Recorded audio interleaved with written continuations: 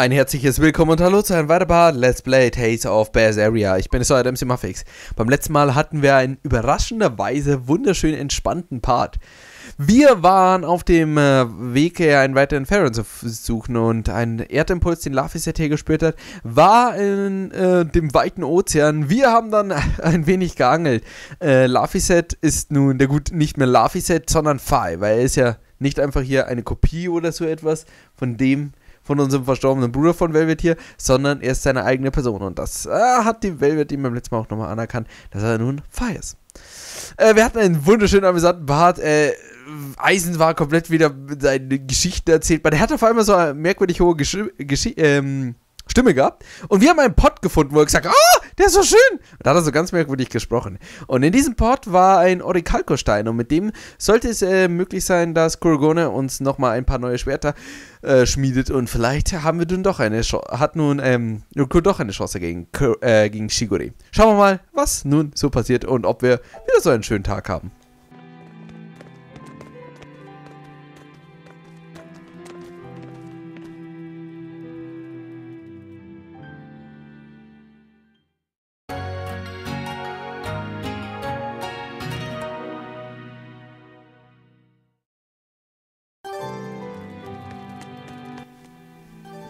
Okay, so schnell geht's dann doch nicht.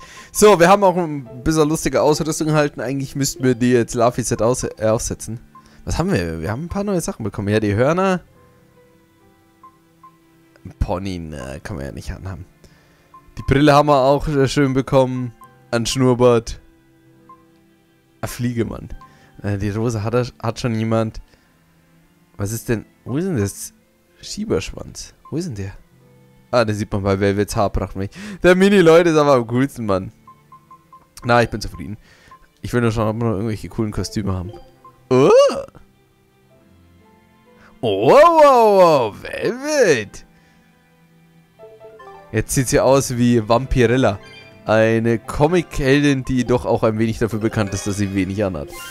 So. Zack, Level 10. Nicht schlecht. So, lala. Damn. Hey, wenn du angeln gehst, dann lad mich wenigstens ein. Entschuldigung, es tut mir so leid. Ich habe den Krug gesehen, den du geangelt hast. Er ist auffallend, aber nicht prahlerisch. Und seine üppigen Rundung stand einen unschwelligen, verführerischen Charme aus. Ein feines Stück. Hey, redest du hier von Krug oder vom Velvet? So, es ist wieder Zeit, mit unserem Freund zu reden, und ich hoffe, dann schmiedet Kurgun uns was Cooles. What are you up to? I'm compiling everything we know about Earth Pulse points, starting with what the ones in Ward Forest and Palamedes have in common. I'll compare those points with the ones that didn't have any Therians.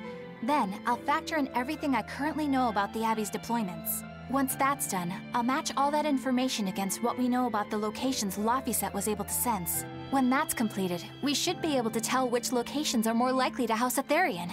You're really going all out, aren't you? Must you sound so incredulous? If you're going to do something, then give it your all. There is no other way to live. Right. I'm counting on you then. I'm not doing this for you. This is for me and for Laphicet. Do you even understand why that boy's trying so hard? Yeah, I do. Laphicet! I spy! I spy! I can't, Kamawana. I've got stuff to... I spy with my little eye! Something that starts with V! Okay, I'll try. Is it... Velvet? No fair! How'd you do it so fast? Wait, Kamawana, I'm sorry. You don't have to cry. Poor Fee. Have you been practicing your dove impression, Velvet? What? No. Now, a performer in Magilu's menagerie has to be more diligent than that. What if we're stopped at a checkpoint and the guards ask you to perform a trick? If that happens, I'll show them my trick where I devour an entire witch faster than the blink of an eye. Oh, that would be a sight indeed. But seriously, if you ever want some magic tricks up your sleeve, let me know and I'll teach you some. Just 10,000 gold each.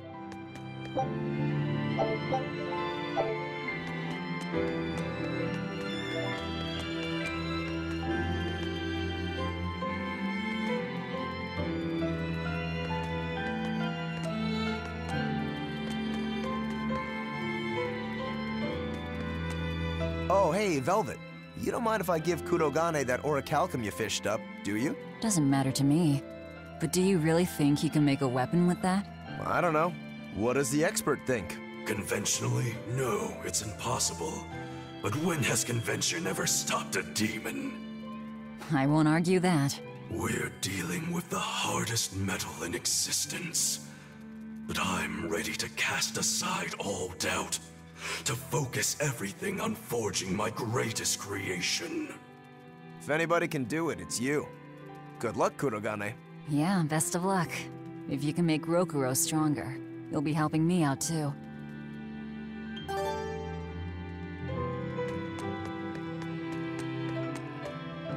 Hey, what do you say we track down another Therian?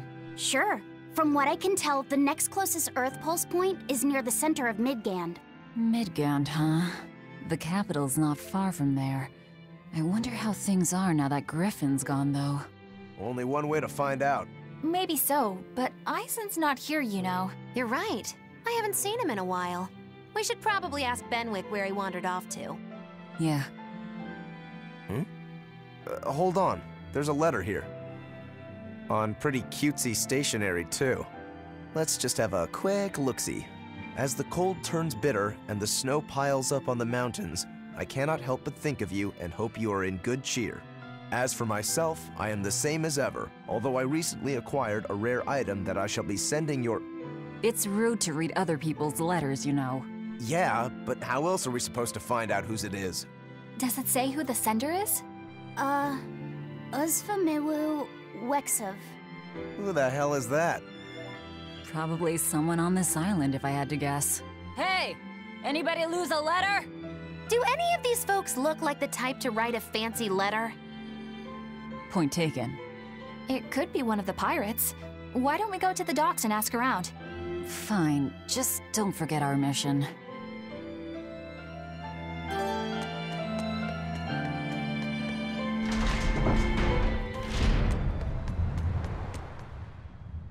No reply this time either? Nah, but she's doing okay. I can say that much. That's good to hear. I can rest easy then. Now's about getting that pot wrapped. I's got this new sunflower print, huh? How's that sound? Yeah, that one's cute enough. Let's go with that. Did he just say cute? Help you with something? Someone dropped this letter. Do you have any idea who it may— You didn't read it, did you? Wait, it's yours? We didn't read it. Much. You really didn't read it? No, of course not. Put this letter in with the package. Who's got it? When you ship with the Turtles Express, rest assured your mail is in good hands. If you're done here, we're ready to head out. Our destination is Midgand. Yeah, I'm all set. Was he sending a gift to someone? And with a letter, too. Gotta be a lady friend, that's for sure. You think? Either way, that letter was really polite. And did you see that penmanship? Yeah, I didn't know old Reeps had it in him. I can hear you two, you know. Ah!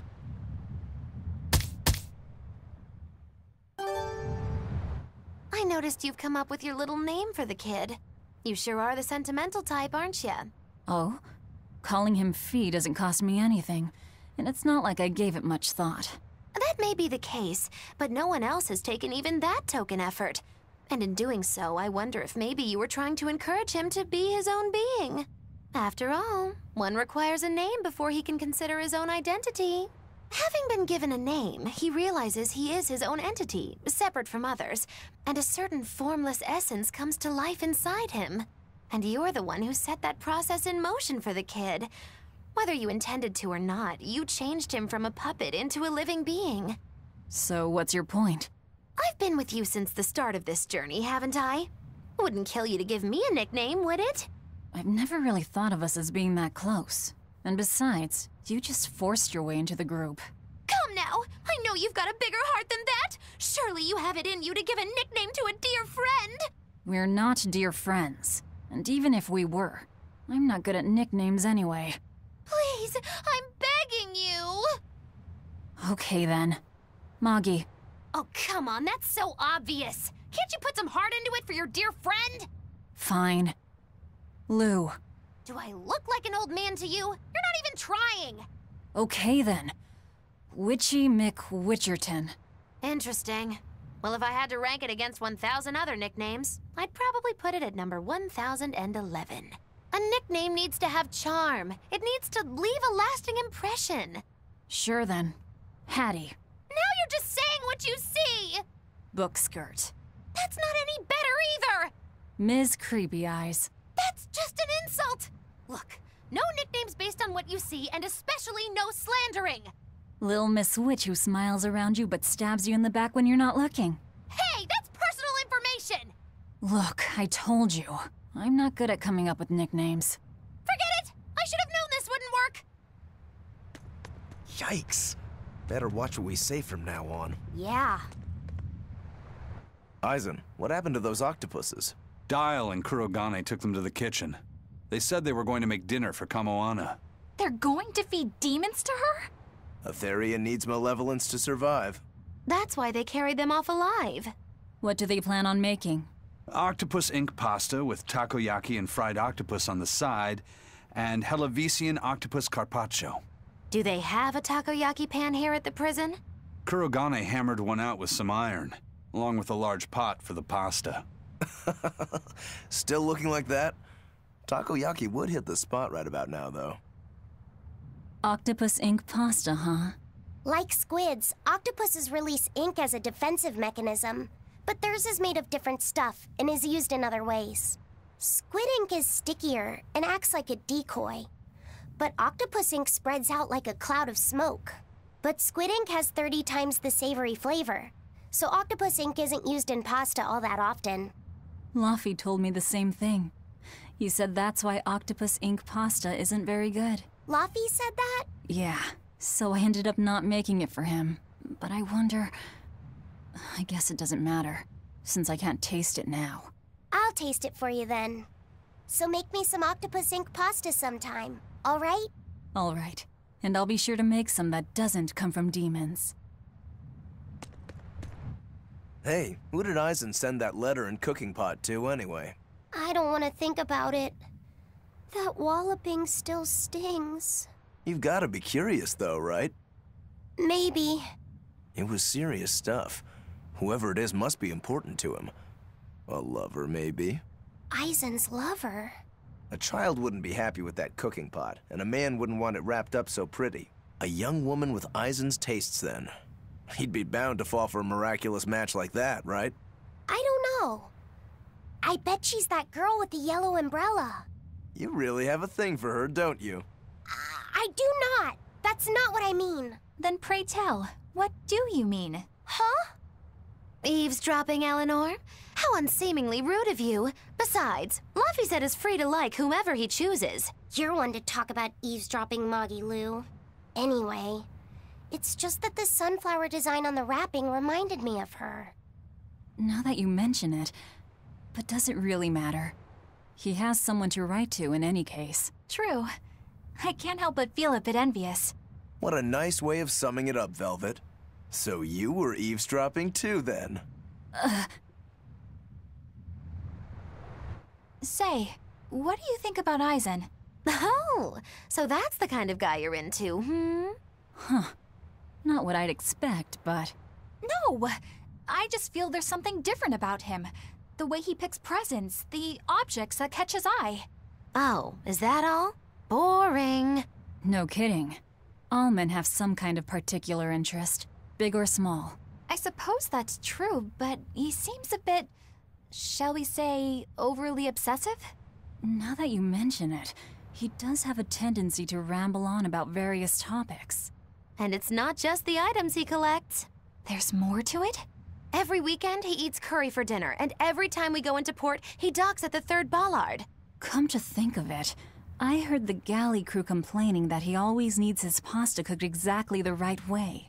And when he needs a new outfit, he always goes to the same tailor and returns with identical clothes and boots.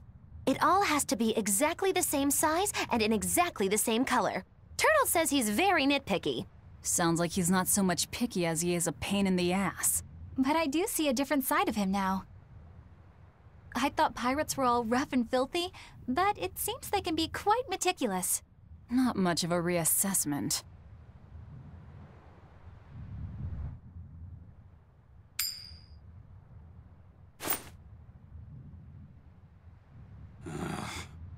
It must not feel great only ever getting tails, I bet. Nah, I don't really mind that much. It's way too late for me to start letting that bother me. Yeah, but wouldn't it be nice to get heads at least once? Hell, I know I'd like to see that, and I bet Laphicet here does too. Yeah, I do. Right? That's why I've brought something a little special. Ta-da! What's so special about that coin? It looks identical to the one Eisen already has. The front side does, yes. But both sides of the coin are actually heads. I had Kurogane make it for me custom. If both sides are heads, then not even the Reaper's curse can stop it. Well, yeah, but that's cheating. What's the point in getting heads if it's rigged that way? It's not cheating. It's called effort and hard work. How? If you always work hard and never give up, you'll make your own way forward. All right, I'm in. I'll get that heads for you.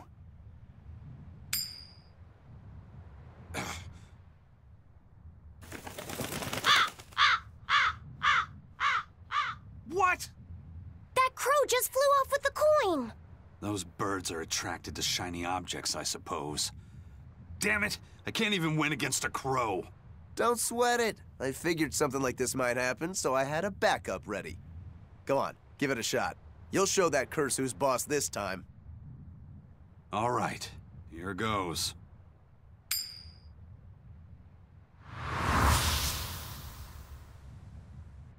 I don't believe it! Now Prince Percival's griffin's gone and eaten the other coin right out of the air! Are you kidding me? Not to worry. I've got a spare backup. It's time to put that curse on notice. Right. Here I go.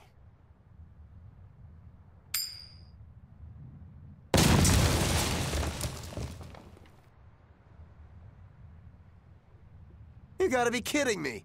Reaper's curse or not, does it really have to go this far over a damn coin? It's fine, really. I had a feeling it'd turn out like this.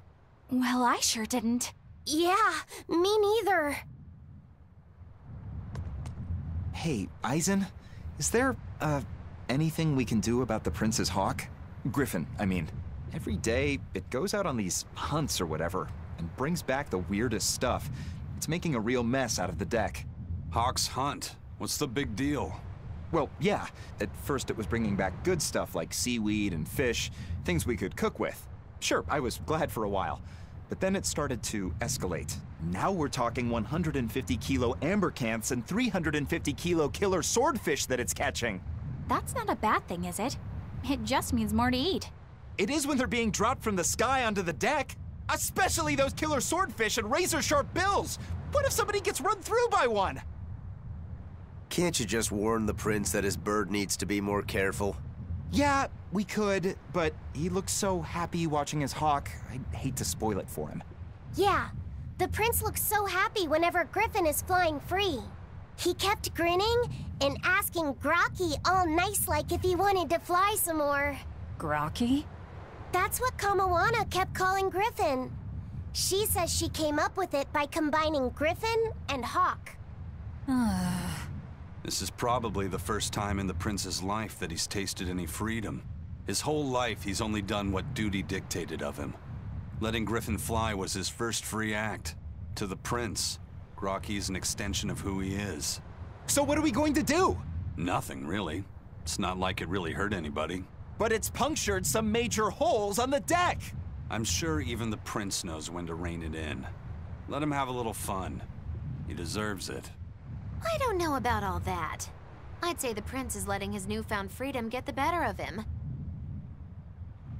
Hey, I was just up on deck and it looks like Griffin's caught an elephant tuna this time. An elephant tuna? That's the really big tuna that can swallow a killer whale whole, right? That almost sounds like a demon to me. Yep, huge fish, gills like elephant ears. I saw it myself. From the looks of it, I wouldn't be surprised if it was a demon. It's crazy valuable. On a good day, it can fetch 20 million gold on the market. But there's something ominous about seeing it hovering in the air above the ship. 20 million gold? I take back everything I said. The Prince and Griffin can do whatever they want. Did she say above the ship? Oh, hell. Benwick, we need to stop Prince Percival. Aye, aye, sir. Hey! Don't drop that on the deck! Are you listening to me?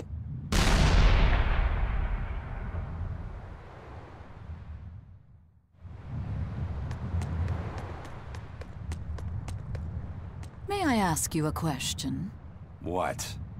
You're an Earth Moloch, yes? Why live on the sea when your kind sinks in water? I live on the sea because I'm an Earth Moloch. I'd be curious to hear more. Ifrid used to go on about how we should accept what we were born with. But one time he joked about the idea of a pirate who couldn't swim, and he laughed and laughed. I wanted to clobber him right then and there, but it wouldn't have changed the fact that I can't swim. I didn't want some predestined elemental affinity to control who I was. Instead, I underwent tough training to overcome it. Well, I guess that's one way to approach it. Did this training of yours bear any fruit? Well, as soon as I stepped into a river, a big flood brought down a landslide from the mountains and swallowed me up.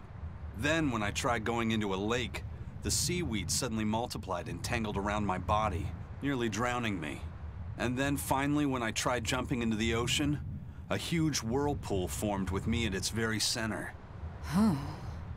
The Reaper's curse at play?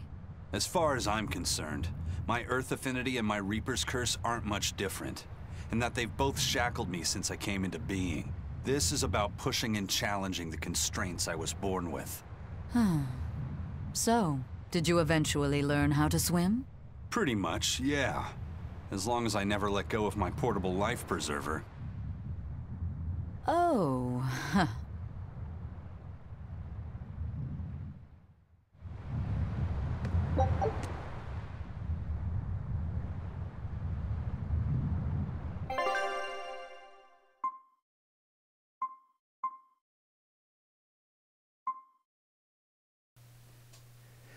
So, Lala, wir haben inzwischen so viel, wir dürfen uns inzwischen mal aussuchen, wo wir hingehen. So, Leute, ich kann gar nicht sagen, was wir ja einfach alles für geile, lustige, humorvolle Skits hatten, Mann. Es ist einfach langsam, es ist einfach großartig, Mann. Es ist ernsthaft großartig, was wir hier für lustige Skits alle haben, Mann.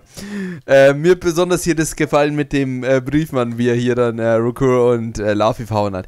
Aber es ist ganz sicher, dieser Brief ist an das blonde Mädchen und das ist Edna. Ich bin mir auch ganz sicher, dass sie mit verliebt sind und dass das Eisen ihr Bruder ist. Und das macht mich ehrlich gesagt ziemlich traurig, weil wir wissen ja, was aus Ednas Bruder in Tales of Berseria gesehen ist. Aber ich bin mir so sicher, dass er Ednas Bruder ist und das ist scheiße, Mann. Es ist einfach furchtbar, weil das heißt, er verwandelt sich in einen Drachen. Und auch wenn sein Reaper-Fluch, ja, irgendwann mal weggeht, wird es ihm auch nicht helfen. So, 6 Uhr Hafen? Müssen wir nach 6 Uhr Hafen? Könnte sein. Na. Haben wir hier irgendwie eine Weltkarte? Und so den Erdimpuls im Midgard.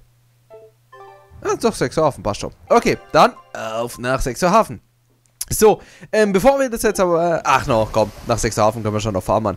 Kommt hoffentlich nochmal ein lustiges Skit. Oder auch nicht. In der Eisen wieder irgendwelche eine seiner Reden hält oder sowas. Leider nicht, aber egal. So, und jetzt geht's auf nach Midgard. Schauen wir mal, wie sich nach der Flucht von Greif sich das so entwickelt hat.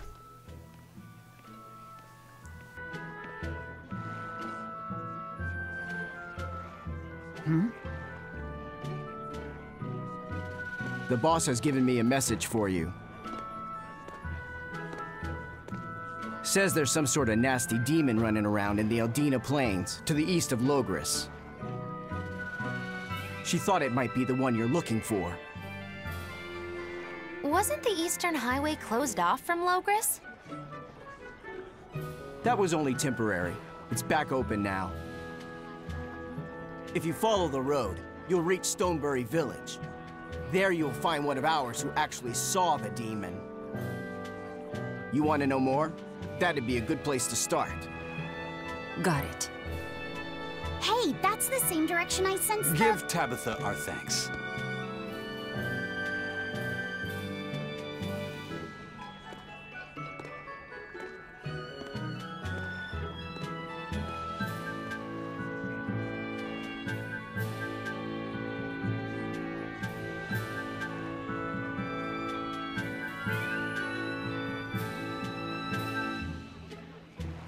It's looking more and more like we're on the right track. We ought to go check out that Bloodwing story. Then let's start by going to Stonebury. Hey, Eisen, did I say something wrong back there? No. I just didn't think we needed to give the Bloodwings any information for free. Huh? He means the Earth Pulse points, kid. We're the only ones who know about them. But aren't we on the same side as the Bloodwings? We're not enemies with them. But I wouldn't go so far as to call them our friends either. That's just how it goes in the underworld. Things can change at the drop of a hat. A poison hat. But how are they supposed to trust us if we don't show them trust in kind? That messenger knew our faces, even though we'd never met. He was here waiting for us, even though we hadn't told anyone where we were going. You're right! We hardly know the first thing about them, and yet they seem to know every move we make. They could easily sell us out if it struck their fancy. They'll work with us as long as we're a useful ally in their resistance against the Abbey. But the more tricks we can keep up our sleeve, the better. We've got each other's back, but only as long as we hold a knife up our sleeve. That's what counts as trust in the underworld. That sounds terrible. But at least you can trust that Tabitha's cooking will be tasty. Can't argue that.